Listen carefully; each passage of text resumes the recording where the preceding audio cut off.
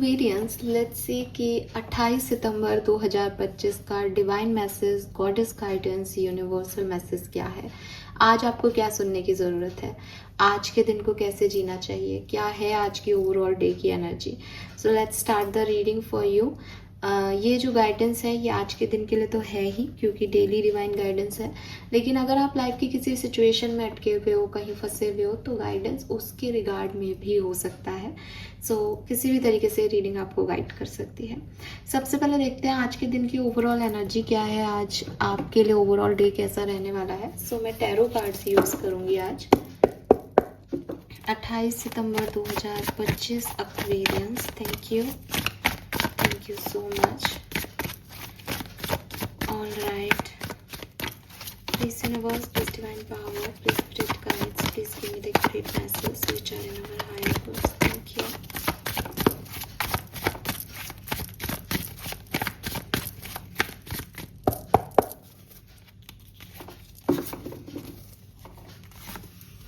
Wow, we have the high priestess.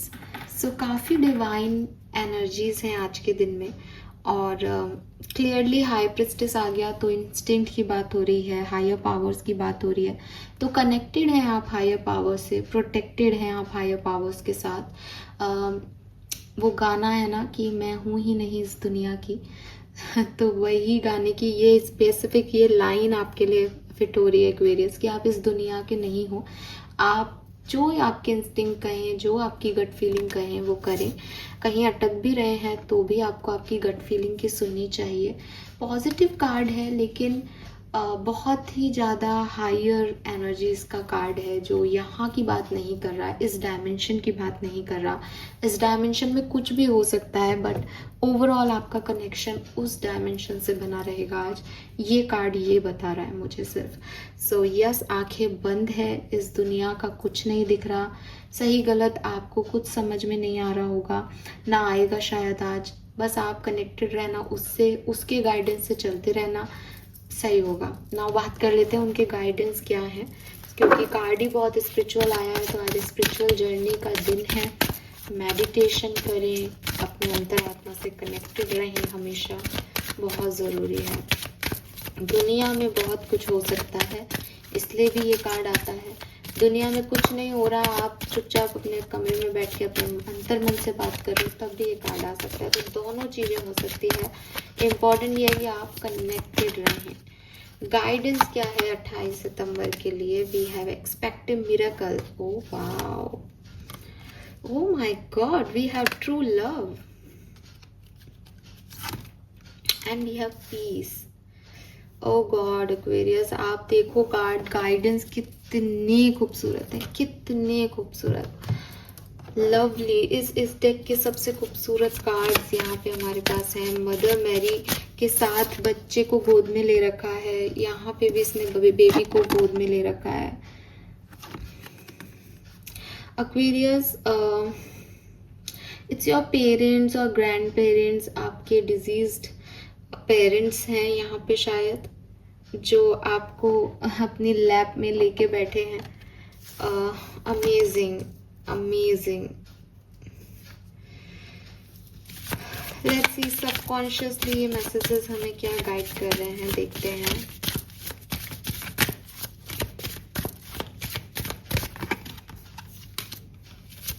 Yes, your true potential is waiting to be discovered. Beautiful.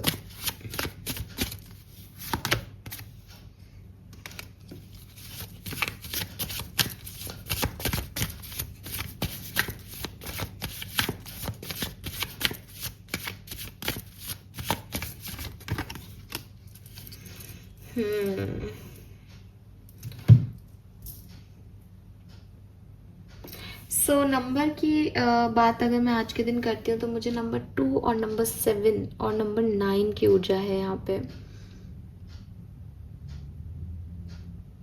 7 number, 2 number और 9 number की ऊर्जा है। हालांकि काफ़ी लोगों के लिए 6 भी हो सकता है। कलर की बात करती हूँ तो मुझे ऐसा लगता है कि आप ऑरेंज, ब्राउन ऐसे शेड पहने, आपके लिए अच्छे रहेंगे। ऑरेंज कलर आ रहा है यहाँ पे, मतलब येलो से थोड़ा सा डार्किश हो जाता है, गोल्डन गोल्डन जैसा, फिर ऑरेंज का शेड हो जाए, वो एक हल्का आसमान कई बार लगता है जब सूरज निकलता है या छुपता है, तो वो वाला शेड है ये।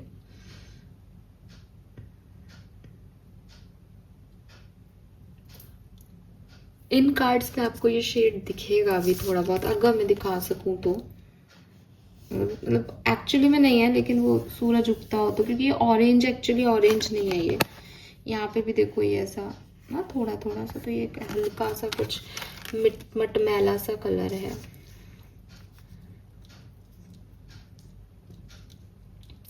ओके,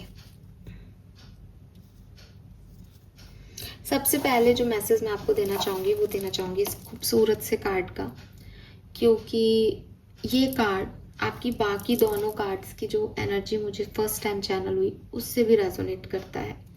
ये कार्ड कह रहा है the romantic string in your heart have propelled the universe to deliver great love to you, true love.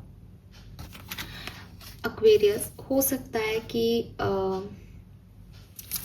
आप प्यार का मतलब सिर्फ ये समझ रहे हो कि किसी अपोजिट जेंडर से, या मे बी अगर आप सेम जेंडर रिलेशनशिप में हैं तो उससे आपने जो फीलिंग महसूस की, उसने जो आपको महसूस कराया वो प्यार था।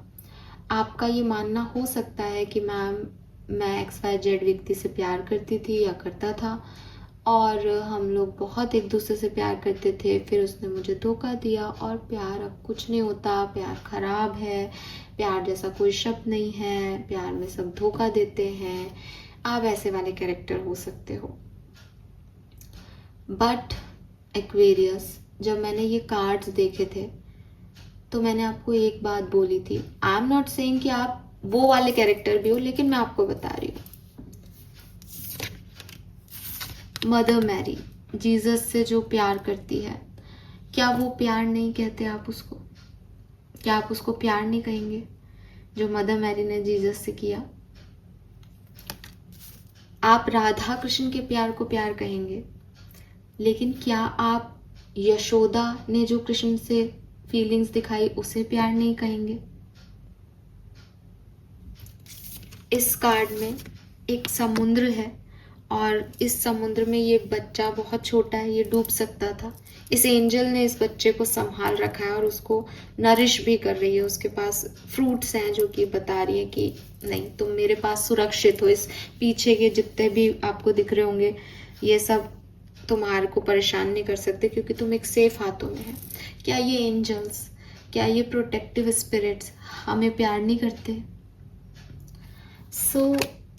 सबसे पहले तो आप प्यार का मतलब समझें, क्योंकि प्यार वो है ही नहीं जो आप लोगों ने डेफिनेशन दे रखी है कि मेरे लिए सामने वाला कितना करेगा वो उसका प्यार है मेरे लिए। प्यार मतलब एक सेल्फलेसनेस है। चाहे मेरे लिए सामने वाला कुछ कर रहा है या नहीं कर रहा, मैं उसके लिए बहुत कुछ करना चाहता हूँ। ये मेरा प्यार है, ठीक है, ये मेरी शिद्दत है, ये मुझे फील हो रहा है। डेफिनेटली सामने वाले ने कुछ किया होगा तो मुझे ये फील हुआ, लेकिन अब मुझे ये फील हुआ है। That is true love. जब तक आप इस फीलिंग को अपनी जिंदगी में जगह नहीं देंगे कि प्यार है, मैं अपने आप से प्यार करती हूँ, मैं अपने माँ बाप से प्यार करती हूँ, मैं अपने पसंदीदा शख्स से प्यार करती हूँ, मुझे नहीं मतलब वो मुझे क्या दे रहे हैं।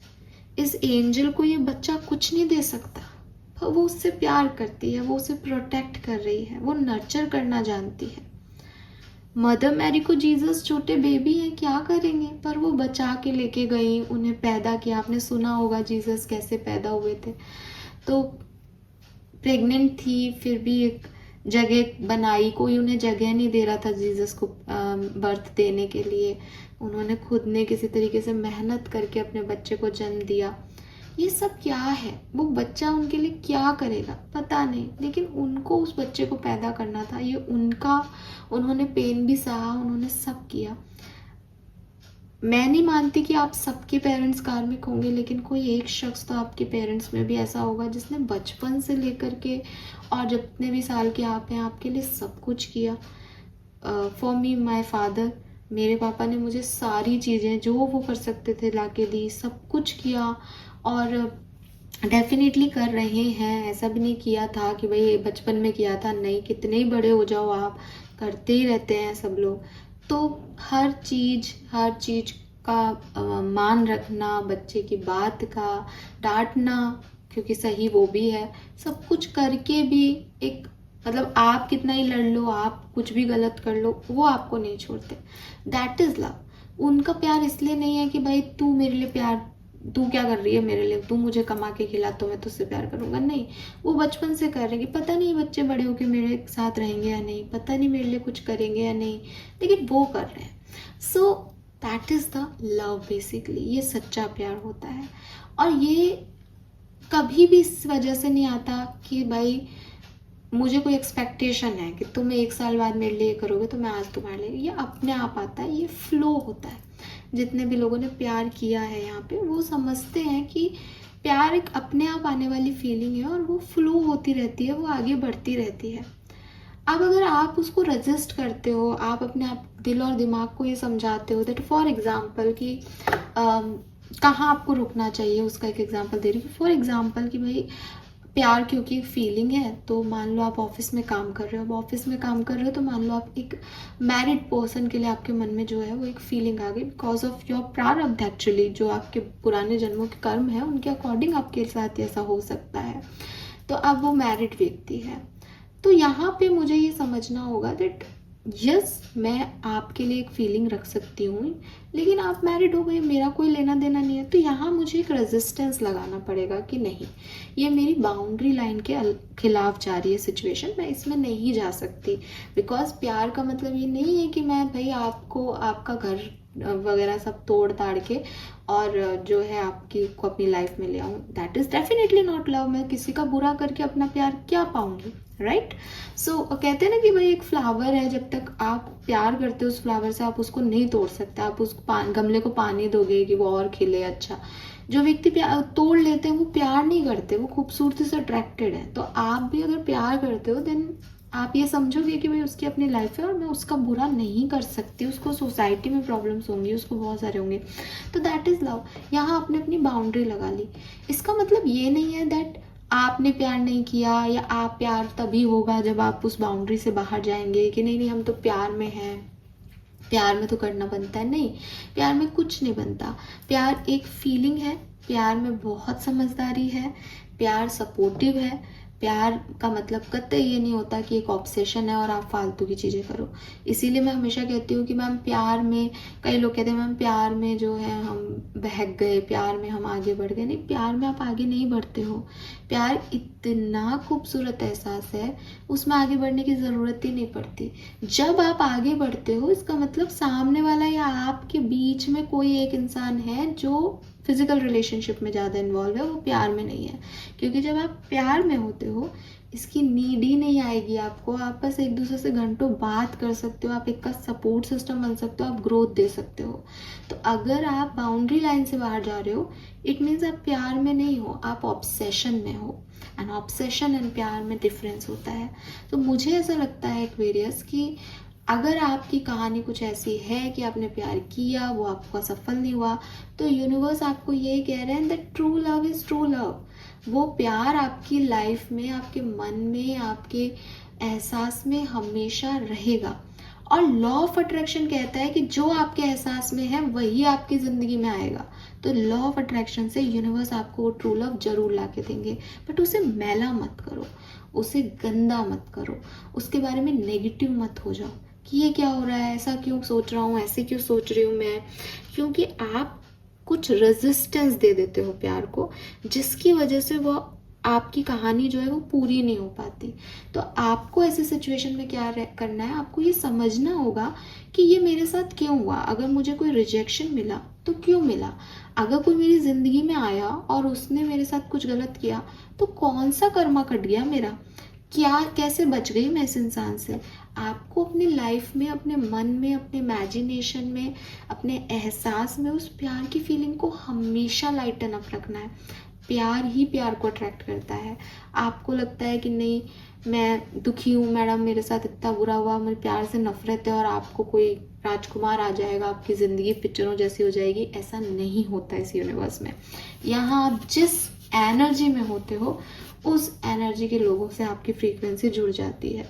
यहाँ पे एनर्जी सिस्टम वर्क कर रहा है। सो क्लियरली अगर आपके साथ कोई भी रेजिस्टेंस दिया गया है, किसी ने आपको रिजेक्ट किया है, कोई भी नेगेटिव फीलिंग आपके लिए प्यार के लिए आई है, उस रेजिस्टेंस को, उस अनरिजॉल्व इशू को ज़रा एक्सप्लोर करो। क्यों हुआ वो, उसको एक्सेप्टेंस दो कि अच्छा शायद मेरा प्यार उसके लिए ज़्यादा था, शायद वो मेरे लिए एक सही इंसान नहीं था। जब आप पॉजिटिव होके प्यार को देखेंगे, जब आप खुद से प्यार करने लग जाएंगे, तो अपने आप यूनिवर्स आपको आपका प्यार, आपका ग्रेट लव डिलीवर कर देगा। पहला मैसेज। और एग्जाम्पल्स यही हैं आपके। जैसे यूनिवर्स ने आपको आपके फ्रेंड दिया कोई खास, आपके मम्मी दी, आपके पापा दिए, आपका कोई बड़ा भाई दिया, जो एक पर्टिकुलर रिश्ता जिसने आपका कभी साथ नहीं छोड़ा, बस वैसा ही बॉन्ड आपको ज़रूर मिल जाएगा, लेकिन आप उस प्यार में रहें। ठीक है। Then we have expect miracle, your true potential is waiting to be discover. तो एक्वेरियस, अगर आपको लग रहा है दैट अच्छा हो रहा है मैम, अच्छा मिल गया मुझे, ठीक है, सब सही चल रहा है, तो अभी पिक्चर बाकी है मेरे दोस्त। एक्सपेक्ट मिरेकल एक्वेरियस, कुछ बहुत खूबसूरत घटने वाला है और आप उसको देख के दंग रह जाएंगे। मे बी ये ट्रू लव से रिलेटेड हो, बिकॉज मुझे कार्ड्स की एनर्जी सब ऐसे एक ही लग रही है, मैं एक साथ उनको जोड़ पा रही हूँ। मे बी ये कुछ और हो, लेकिन आपकी ज़िंदगी में मदर मैरी की ब्लेसिंग आ रही है। मदर मैरी इज़ लाइक, जैसा कि मैंने कहा कि स्पेशली उन लोगों के लिए जिनकी मदर इस दुनिया में नहीं है, आपकी प्रेयर्स आपकी मदर सुन रही हैं, वो आपको देख रही हैं और वो आपको मतलब ऐसे लाड कर रही है ना, अपना सच्चा प्यार आप पे लुटा रही है कि मेरा बच्चा, मेरी बच्ची, इसको सब मिले दुनिया में। आपके ग्रैंड मदर भी हो सकती हैं। तो यस, आपकी प्रेयर्स जो आप बहुत लंबे समय से मांग रहे हो, और ओ माय गॉड, हम नवरात्रि के दिनों में ये रीडिंग कर रहे हैं, तो मे बी इट्स दुर्गा माँ, क्योंकि आप लोग प्रेयर्स दुर्गा माँ से कर रहे होंगे। तो यहाँ मदर मैरी इज दुर्गा माँ बेसिकली, और वो आपकी प्रेयर्स सुन रही हैं और वो आपको आंसर करने वाली है। So expect a miracle in within 2 or 3 days।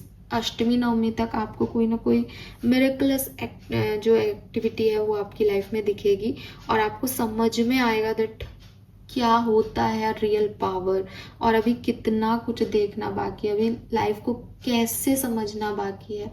Life इतनी सी नहीं है कि मेहनत किया और मिल गया, मैजिक भी है लाइफ में। सो आप उस चीज़ को महसूस करोगे, चाहे प्यार के रूप में करो, चाहे वो प्रेयर्स आपके जो बोली हैं वो चीज़ें प्रूव हो जाएं, वो सही साबित हो जाएं, but you will receive something. Then we have peace. So आपको कहा जा रहा है कि आप अपने इमोशंस को क्रिएटिविटी के थ्रू एक्सप्रेस करें। कई बार ये कार्ड अलग अलग डेक से अलग अलग तरीके से आता है, एंड आपकी लाइफ की सारी चिंताएं जो हैं वो दूर होने वाली हैं। बहुत खूबसूरत जो है ये सिचुएशन आपको टर्न आउट होती हुई दिखेगी। आप एंजल्स की गोद में हो बेसिकली। आपको डर लग रहा है, अगर आपको लग रहा है ये काम नहीं हुआ तो, ऐसा हो गया तो, मेरे साथ बुरा हो गया तो, मैं समुद्र में डूब गया तो, बट आप एंजल्स की गोद में हो। मतलब ऐसे कई कहानियाँ होती हैं, मुझे तो एक साथ बहुत सारी आ रही हैं याद, तो मैं आपको कहानी तो नहीं सुनाऊंगी, बट जैसे कुंती वाली बात कर लेते हैं कि कुंती ने कर्ण को जो है वो नदी में बहा दिया था। अब अगर कोई उस समय उसको देख रहा हो तो क्या सोचेगा कि इस बच्चे का क्या भविष्य होगा, पता नहीं कहाँ जाएगा, ये डूब जाएगा नदी में, जिंदा नहीं रह पाएगा। ऐसी एक फेयरी टेल की भी स्टोरी है कि एक बच्ची जो है वो अपने मतलब उसके फादर को पता चलता है कि ये बच्ची, नहीं हाँ, राजा को पता चलता है कि फलानी आपके बेटे राजकुमार तो जो है ना वो एक गरीब से और खराब सी लड़की से शादी करेगा, और वो फलानी जगह पैदा होने वाली है। तो राजा कहता है कि मेरा बेटा मेरी मेरे लिए अच्छा नहीं करेगा। तो वो क्या करता है, अपने बेटे को तो कुछ करता नहीं है और उस गरीब की बेटी को खरीद लेता है, क्योंकि वो तो गरीब होता है। तो कहता है कि तुम्हारे यहाँ बच्ची हुई है ना, तो लाओ मेरे को दे दो बच्ची, और उसको पैसे दे देता है और उस बच्ची को बक्से में बंद करके जो है वो नदी में डाल देता है। तो अब उस बच्ची का क्या भविष्य, किसी को क्या पता है कि उसका क्या भविष्य, लेकिन भविष्य ऑलरेडी लिखा हुआ है, आपको तो टेंशन लेने की जरूरत नहीं है। जैसे कर्ण जो है वो राधे बन गया, वैसे ही जो है वो बच्ची जो थी उसमें वो किसी साहूकार को मिल जाती है और वो साहूकार राजा से शादी कर देता है। राजा खुद कहता है अपने बेटे की शादी उससे करने को तैयार हो जाता है। बाद में साहूकार बताता है शादी के दिन कि भाई ये मेरी असली बेटी नहीं है, ये तो वो है। तो अब फिर वही बात आ जाती है, राजा की तो भविष्यवाणी सही हो जाती है। तो उसने इतने प्रयत्न किए लेकिन वो पूरा कर ही नहीं पाया, क्योंकि भविष्य में किस्मत में यही लिखा था। सो वही चीज़ है कि आपकी किस्मत में यही है कि आप एंजल्स से प्रोटेक्टेड हो, तो चिंता करने की ज़रूरत ही नहीं है। ठीक है, सब कुछ छोड़ दो, सब पीसफुली होगा और सब बहुत खूबसूरत होगा। ठीक है, यस, बस ये है कि अपने आप को कनेक्टेड रखो डिवाइन एनर्जी से, क्योंकि आपके कार्ड्स इतने मैजिकल है। तो आपके लिए हाई प्रिस्टेस क्यों नहीं आएगा यहाँ पे, बट आपको कनेक्ट होना पड़ेगा, आपको वो प्यार रखना पड़ेगा, तभी चीज़ें रिसीव होंगी। आपने अगर ये डिफेंस दिखाया, मुझे कुछ नहीं चाहिए, ये सब मेरे अगेंस्ट है, कुछ प्यार नहीं होता, तो फिर कुछ नहीं आएगा एक्वेरियस। तो थोड़ा ओपननेस दिखाओ, रिसेप्टिविटी दिखाओ। और जहाँ आपको ऐसा लगता है कि हर किसी को कैसे रिसेप्टिविटी दे दें, हर किसी की तरफ कैसे, तो फिर अपनी गट फीलिंग की सुनो। हाई प्रिस्टेस आपको यही कह रहा है दैट यू नो किसको क्या करना है, बट अपनी गट फीलिंग की सुनो। Okay, so this is all for you. Hope ये आपसे रेजोनेट होगा। Bye bye.